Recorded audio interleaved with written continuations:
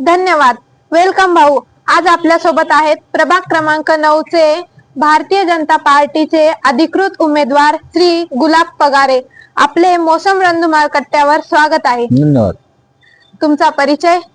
मी गुलाब तानाजी पगारे, माजी नगरसेवक, मालेगाव महानगरपालिका 2012 ते 2017. उमेदवारीची प्रेरणा व समाजसेवेचा वारसा?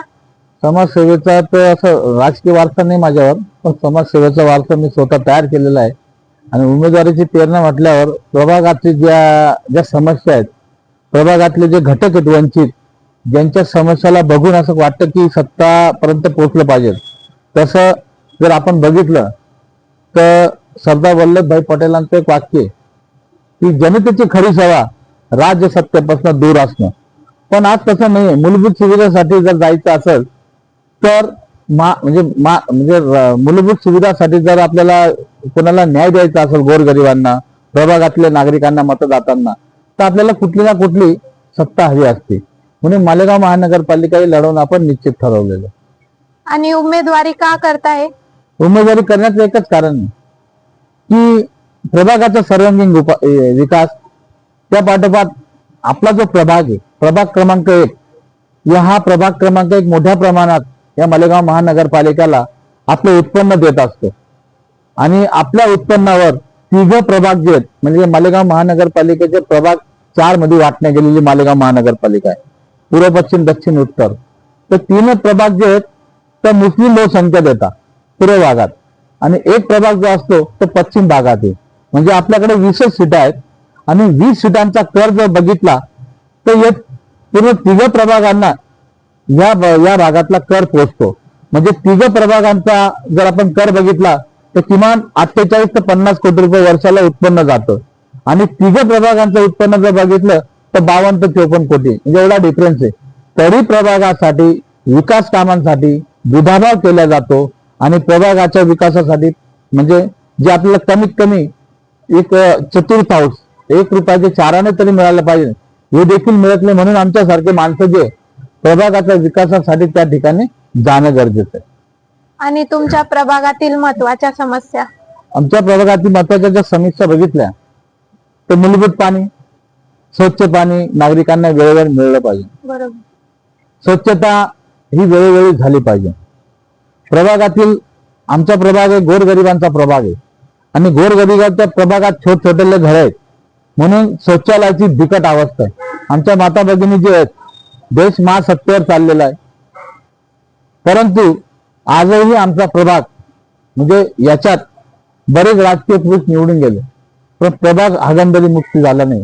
पण मी 2012 ते 17च्या टर्म मध्ये प्रभागातली एक जागा विकत देऊन आणि शौचालयाचा प्रश्न सोडवला. तो भाग अगदी छोटा आहे, हे मला प्रभागातील ठिकठिकाणी करावं लागणार आहे. ही एक महत्वाची सूचना आणि समस्या माझ्या प्रभागात आहे. आणि तुमच्या प्रभागाच्या विकासासाठी काही उपक्रम?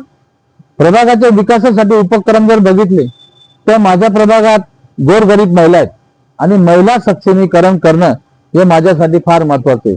म्हणून बचत गटाच्या माध्यमातून या सर्व दुर्गा मात्यांना सक्षम करणं, त्यांच्या रिकाम्या हाताला काम देणं, आणि या बचत गटाच्या माध्यमातून, स्वयंरोजगारांच्या माध्यमातून, अशा वर्करांच्या माध्यमातून माझ्या प्रभागात हे महिला बचत गट जर मी सक्षम करू शकलो तर डीपीटीसी मध्ये पालकमंत्र्यांकडून सत्ता आमची वरती केंद्रात आणि राज्यात मी मोठा फंड आणून हे बचत गट मजबूत करू शकतो. आणि माझ्या महिलांना मी कोणाच्या आधारावर राहून देऊ शकत, तर मला सभागृहात जाणं गरजेचं आहे. हे सभागृहात हे विषय मला मांडणं गरजेचं आहे. उमेदवारीसाठी सहकार्य असं कोणाचं असत नाही, आपल्याला उमेदवारी करावं लागते. आणि हा जो एक कॉम्पिटिशन जमाना आहे उमेदवारी करणं म्हणजे, सहज आपल्याला उमेदवारी मिळत नाही. समाज कार्याला बी उमेदवारी कॉम्पिटिशन लागते. ज्या पक्षात आपण जातो तिथं आपलं चांगलं स्थान मिळवण्यासाठी देखील कॉम्पिटिशन असते. आणि त्या ठिकाणी पोहोचल्यानंतर तिकिटाची मरमर असते. तुम्ही बघितलंय पीएबी फॉर्म साठी एखाद्या राष्ट्रीय पक्षाच्या तिकिटासाठी किती झटावं लागतं. म्हणून हे सगळं करत आहे, कॉम्पिटिशनचा जमाना आहे. म्हणून हा एक महत्वाचा उद्देश आहे की राष्ट्रीय पक्षात राहून चांगलं तिकीट मिळवणं, आणि आपल्या ज्या कारणासाठी आपण निवडून जातोय ते कारण आपण केलं पाहिजे प्रभागासाठी. धन्यवाद.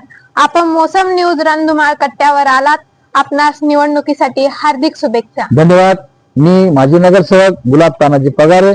आपण कला राज्यक मध्ये मला मोसम या ठिकाणी बोलवलं, परंतु मी आता नगरसेवक हमखास आहे आणि जनतेची सेवा कुठल्याही कशाही पद्धतीची तात्पर माझी सेवा असतील ते जनतेने मला बघून घेतलेले आहे. आणि माझं वाक्य देखील आहे, पहिले इस्तेमाल करो फिर विश्वास करो. माझा इस्तेमाल प्रभागाने यापूर्वी केलेला आहे आणि मी तसाच खरा ठरेल. या जनतेसाठी प्रभाग क्रमांक 9च्या सर्वांगीण विकासासाठी मी आपल्या कट्ट्याने मला बोलवलं आणि माझं समजून घेतलं मला, त्याबद्दल मी आपलं देखील ऋणी आणि आभारी व्यक्त करतो. जय हिंद, जय महाराष्ट्र, जय श्रीराम. धन्यवाद.